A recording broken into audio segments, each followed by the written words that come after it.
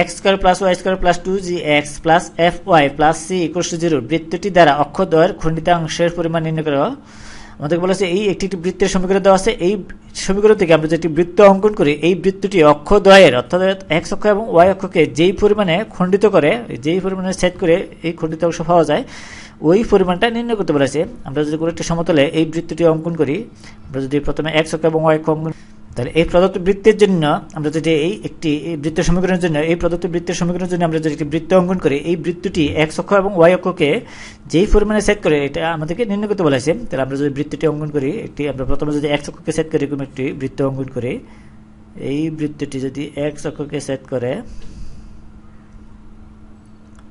তাহলে এই সেট পরিমাণ এই খণ্ডিত অংশটুকু নির্ণয় করতে বলেছে।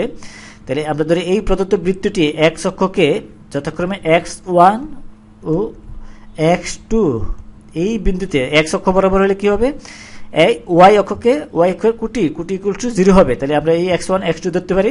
তাহলে প্রদত্ত বৃত্তটি এক্স অক্ষকে সেট করলে কুটি ইকুয়াল টু 0 হয়, আবার ওয়াই অক্ষকে সেট করলে এই ভুজ ইকুয়াল টু 0 হবে। তাহলে প্রদত্ত বৃত্তটি যদি এক্স অক্ষকে সেট করে, বৃত্তটি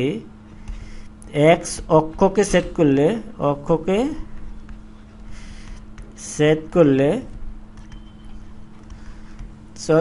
কুটি অর্থাৎ ওয়াই ইকুয়াল টু আমরা পাই 0। তাহলে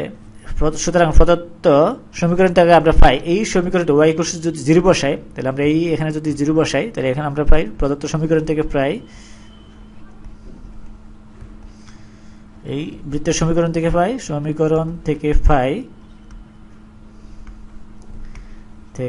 পাই এই x square plus 2gx plus c equals to 0। যেহেতু ওয়াই ইকুয়ালস টু 0, তাহলে এখানে এই সমীকরণে যদি ওয়াই এর মান বসাই 0, তাহলে এখানে এই 2f ইন্টু 0 এবং ওয়াই স্কয়ার ইকুয়াল টু 0 আসবে। এটা একটি কি দ্বিঘাত সমীকরণ। তাহলে দ্বিঘাত সমীকরণ হলে এর দুটি মান পাওয়া যাবে। আমরা ধরে নিই এই x1 এবং y1, আমরা যেটা এই এখানে ধরেছি x1 এবং এর দুটি মান পাওয়া যাবে, দুটি মূল পাওয়া যাবে, অর্থাৎ এই x এর দুটি মান পাওয়া যাবে। তাহলে আমরা ধরি মূল ধরি যদি এই x1 ও x2 হয়, x2 যেখানে এই x1 গ্রেটার দেন এই x2 থেকে বড় হয়, তাহলে ওই ক্ষেত্রে অতএব আমরা লিখতে পারি এই দুটি যদি মূল হয় এই সমীকরণের জন্য x square plus 2gx plus c equal to 0, তাহলে আমরা এই x1 plus x2 equal to লিখতে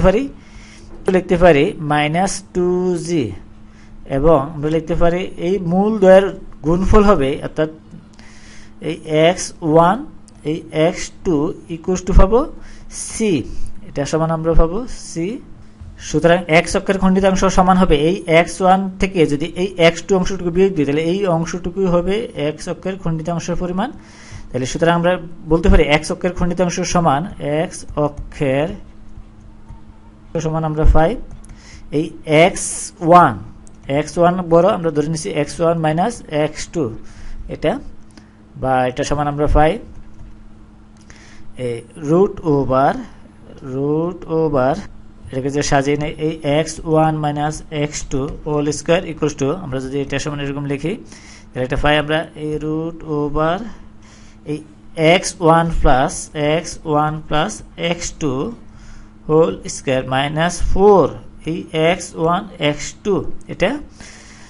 সমান আমরা পাই এখানে যদি মান বসাই, আমরা পাই এখানে এই x1 x2 equals to c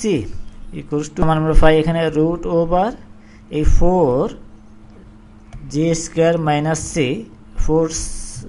minus 4c, বা আমরা 4 কে যদি বের করে নিয়ে আসি রুট ওভারের বাইরে, তাহলে এই 4 কে বর্গমূল করলে 2 আসে, তাহলে 2 ইন্টু আমরা পাই 2 ইন্টু রুট ওভার এই g স্কয়ার মাইনাস c, এটা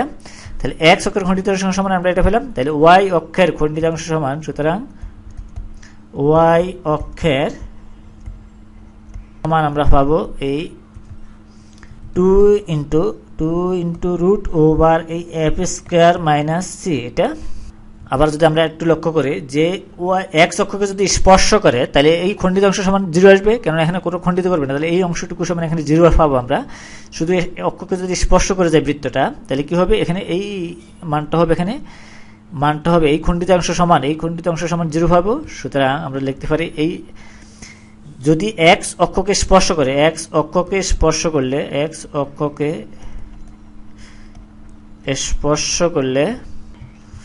স্পর্শ করলে আমরা পাই এই খণ্ডিতাংশ সমান 2g, এখানে এই 2√/g²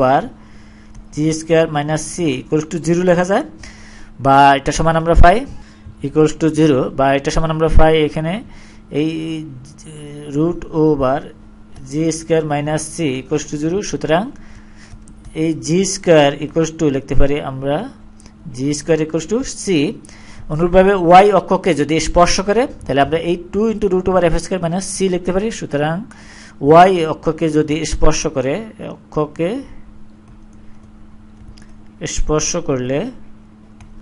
করলে আমরা পাই y খণ্ডিতাংশ সমান 0 লিখতে পারি, করলে এই 2 × √f² - c = 0, বা এটা সমান আমরা পাই এই f² = c। অনুরূপভাবে